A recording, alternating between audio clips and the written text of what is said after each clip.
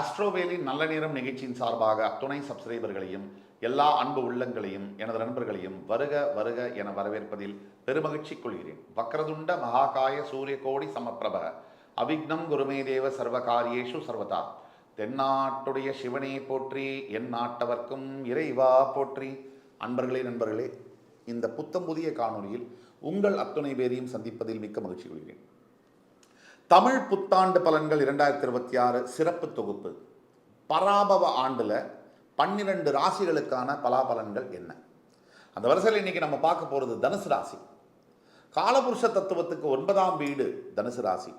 இங்கே மூலம், பூராடம், உத்திராடம் இந்த 3 நட்சத்திரங்கள் இருக்கு. தனுசு ராசி நேயர்களை போய் கேட்டீங்கன்னா பக்கம் பக்கமா சோக கதையை பேசுவாங்க. உண்மையிலே சொல்ல போனா இருக்கிறதுலேயே சொகுசானவங்க தனுசு ராசி நேயர்கள் தான். இதை ஒத்துக்க மாட்டாங்க, நம்ம சொல்றத அக்செப்ட் பண்ணிக்க மாட்டாங்க. ஆனா தனுசு ராசி நேயர்களுக்கு பணம் சம்பந்தப்பட்ட பிரச்சனைகள் ரொம்ப குறைவா இருக்கு. சில பேருக்கு பண பிரச்சனை இருந்தாலும் அதை விட பெருசா மனப்பிரச்சனை என்பது இருக்கு.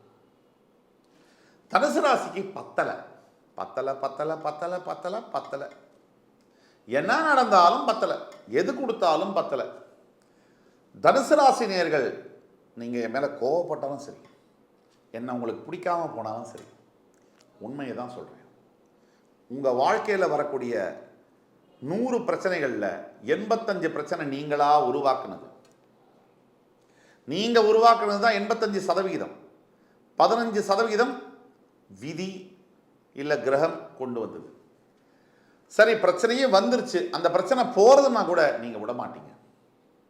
அந்த பிரச்சனையை பிடிச்சி உலுக்கி எடுத்துடுறீங்க. உங்கள் கூட இருக்கிறவங்களுக்கெல்லாம் இந்த உண்மை தெரியும், உங்களுக்கு மட்டும் தெரியாது. இதுதான் தனுசு ராசி. பராபவ ஆண்டில் நீங்கள் என்ன எதிர்பார்க்கலாம், எதை செய்யலாம், எதை செய்யக்கூடாது, எதை எதிர்பார்த்து நம்பிக்கையோடு இருக்க முடியும், என்ன பரிகாரங்கள், இதை பற்றி பேசலாம் வாங்க. தனுசு ராசிக்கு தற்சமயம் 3ஆம் வீட்டில் ராகு, 4ஆம் வீட்டில் அர்த்தாஷ்டம சனி, 7ஆம் வீட்டில் குரு தன்னுடைய சொந்த வீடான உங்கள் ராசிநாதனான குரு உங்கள் வீட்டையே சமசப்தம பார்வையாக ஜூன் 2 வரைக்கும் பார்ப்பார். ஜூன் 2 முதல் உங்களுடைய ராசிக்கு 8ஆம் வீட்டில் மறைந்து உச்சம் பெறுவார். உங்கள் ராசியின் 12, 2, 4ஆம் வீடுகளை பார்க்க போகிறார். இப்போதைக்கு ராசிக்கு 9ஆம் வீட்டில் கேது. இதுதான் நிலைமை, இதை வச்சு பேசுவோம். தற்சமயம் குரு பலம், குரு பார்வை பெற்ற தனுசு ராசி அன்பர்கள், என்னையா குரு பார்வை? ஒரு மண்ணு நடக்கல வாழ்க்கையில். குரு பார்த்தா என்ன, பார்க்கலைன்னா என்ன? இதை பேசாத தனுசு ராசி அன்பர்கள் இருக்கவே முடியாது. எப்பவுமே ஒரு விஷயத்தை புரிஞ்சுங்க, நம்ம நினைச்சபடியெல்லாம் நடக்கிறதுக்கு கடவுள் ஹோட்டல் பேரரோ நம்ம வீட்டு வேலைக்காரனோ இல்லை. கடவுள் நினைப்பார் நமக்கு எது நல்லது எது கெட்டதுன்னு, அதுபடி அவர் காயை நகர்த்திட்டு போறார். இன்றைக்கு உங்களுக்கு கெடுதல்னு நீங்க நினைச்சது தான் உங்களுக்கு மிகப்பெரிய நல்லதா இருக்கலாம், நீங்க இழக்கலாம். நாளைக்கு உங்களுக்கு மிகப்பெரிய நல்லதுன்னு நினைக்கிற ஒன்றும் பெரிய கெடுதலா இருக்கலாம். இதை தெரிஞ்சுக்க எப்படி முடியும் அப்படின்னா, நிதானம், தெய்வ பக்தி அண்டு நம்பிக்கை. உங்களை சுற்றி இருக்கிறவங்க தனுசு ராசியை பொறுத்த வரைக்கும் வாழ்க்கையில் பெரிய பிரச்சனை, அழிவுக்கு காரணமாக இருக்கக்கூடியது தனுசு ராசியை சுற்றி இருக்கிறவங்க என்ன சொல்கிறாங்களோ அதை மட்டும்தான் காதில் வாங்குவாங்க. குறிப்பாக நண்பர்கள் உங்களுடைய மனசை கலைக்கிறதும், குறிப்பாக சொந்தக்காரர்கள், உறவினர்கள், அவங்க இதை சொல்கிறாங்க, இவங்க இதை சொல்கிறாங்க, அது அப்படி வானத்தில் பறக்கிற ஒரு ராசி தனுசு ராசி. இந்த தனுசு ராசிக்கு இயல்பில் நல்ல குணங்கள் உண்டு, ஆனால் அதை வெளிப்படுத்துகிற வகை இருக்கு பார்த்தீங்களா, அங்கே தான் பிரச்சனை வரும். உங்களுக்கு உள்ள ஒரு அகம்பாவம் இருக்கும், சப்கான்ஷியஸ் மைண்டில். அந்த அகம்பாவம் சட்டுன்னு வெளியே வரும், அது அடுத்தவர்களையும் காயப்படுத்தும். அப்போ நல்லவர்களை தொலைத்து விட்டு மறுபடி அது இல்லை, வாழ்க்கையில் இது இல்லைன்னு புலம்பக்கூடிய நிலைமை பார்க்குறோம். தனுசு ராசிக்கு முக்கியமாக குரு பார்வை முடிந்த பிறகு ஜூன் 2லேருந்து சில மாற்றங்கள் நடக்கும்.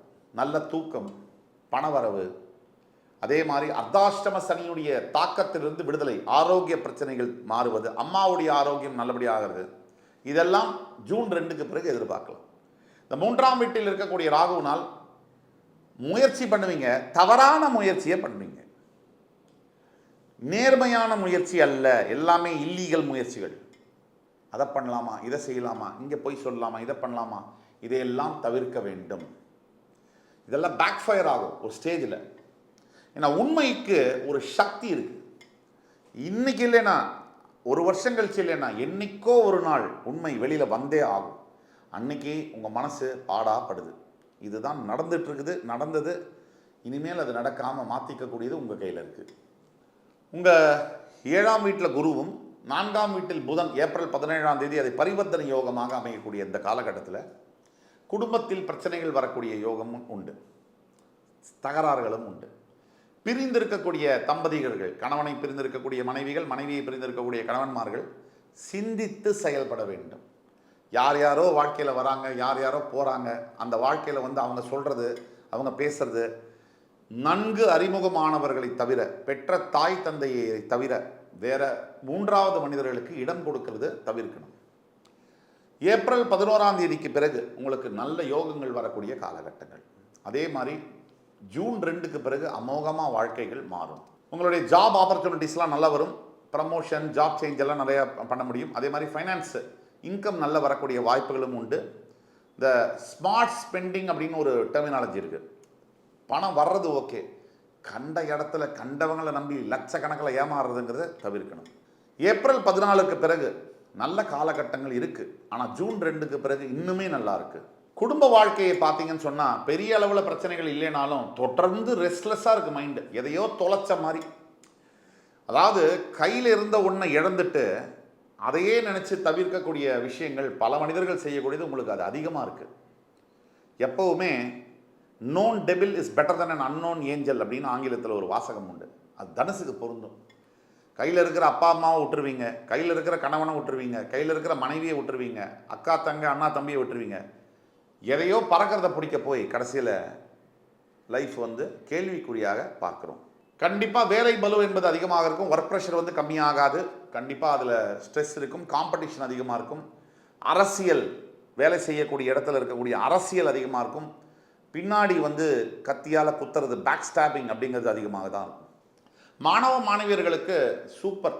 இந்த நேரம் இனிமேல் எதிர்காலத்தில் என்ன படிக்க போகிறீங்க அப்படிங்கிறத பொறுமையாக திட்டமிடலாம். அந்த காலகட்டங்கள் இந்த காலகட்டம். இந்த ஏப்ரல், மே, ஜூனில் அடுத்த வாழ்க்கையில் என்ன செய்ய போகிறோம் அப்படின்னு தீர்மானம் பண்ணக்கூடிய காலகட்டங்கள். ஒட்டு மொத்தத்தில் பார்த்தீங்கன்னா ஒரு ஸ்மூத்தான பீரியடுன்னு சொல்ல முடியாது. உங்களோட பிறப்பு ஜாதகத்தில் என்ன தசாபுக்தி நடக்குது, இப்போ நம்ம சொல்லக்கூடியதெல்லாம் பொது பலன்கள். 25லேருந்து 30% வேலை செய்யும். உங்களுடைய ஜனன ஜாதகம், பிறப்பு ஜாதகம், அதில் என்ன தசாபுக்தி நடக்குது, அதில் லக்னம் என்ன, லக்னாதிபதி யார், இதையெல்லாம் பார்த்தால் நீங்கள் இப்போ கீழே கொடுக்கப்பட்டுள்ள வாட்ஸ்அப் நம்பர் எங்களை காண்டாக்ட் பண்ணி ஆன்லைன் கன்சல்டேஷன் எடுத்தீங்கன்னா உங்களுடைய ஜாதகத்தை, தனிப்பட்ட ஜாதகத்தை துல்லியமாக கணித்து தர முடியும். 200% அதில் உள்ள பலன்களை எடுத்து இதுதான் ஃப்யூச்சரில் நீங்கள் நடக்கும், இதை இப்படி மாற்றிக்கலாம், சரி செய்ய முடியும், கரெக்ட் டைரக்ஷன் கொடுக்க முடியும். ஆக கீழே கொடுக்கப்பட்டுள்ள நம்பரில் எங்களை காண்டாக்ட் பண்ணி நீங்கள் கன்சல்டேஷன் எடுக்கும் போது நானே நேரடியாகவோ ஆன்லைன்லேயோ உங்களோட பேசி உங்களுக்கான பாத், உங்களுடைய எதிர்கால வாழ்க்கைக்கான திட்டங்களை தெளிவாக சொல்ல முடியும். இப்போ இருக்கக்கூடிய பிளானட்டரி மூவ்மெண்ட், அர்த்தாஷ்டம சனி, குரு பயிற்சி, இதெல்லாம் வச்சு பார்க்கும்போது கொஞ்சம் சங்கடமான காலகட்டங்களில் தான் இருக்கீங்க. இருந்தாலும் காலம் ஓடிடும், இப்படியே மெதுவாக போகும். தெய்வ பக்தி மட்டும்தான் உங்களை காப்பாற்றும், வேற எதுவும் உங்களை காப்பாற்ற முடியாது. ஆன்மீக சிந்தனைகளும் தெய்வ பக்தி மட்டும்தான் உங்களை காப்பாற்றும். தனுசு ராசிக்காரர்களுக்கான பரிகாரம் என்ன? முதல்ல உங்களுடைய பரிகாரம் பெரியவர்களுக்கு மரியாதை தர வேண்டும். 2, உங்களுடைய பரிகாரம் எந்த விதமான முடிவையும் அவசரப்பட்டு எடுக்காதீங்க. 3, உங்களுடைய பரிகாரம் குலதெய்வ வழிபாடு. உங்களுடைய குலதெய்வம் யார், அந்த குலதெய்வத்தை நீங்கள் வழிபட வேண்டும். இந்த 3ம் மறுக்க முடியாத, தவிர்க்க முடியாத பரிகாரங்கள். இந்த காணொளி தனுசு ராசி நேயர்களுக்கு பிடிச்சிருக்கும்னு நம்புகிறேன். அடுத்து வரும் காணொலியில் என் அன்பிற்கினிய தனுசு ராசி நேயர்களே உங்களை மறுபடி சந்திக்கும் வரை உங்களிடமிருந்து விடைபெறுவது உங்கள் சுபாஷ் பாலகிருஷ்ணன். நன்றி, வணக்கம், வாழ்க வளமுடன்.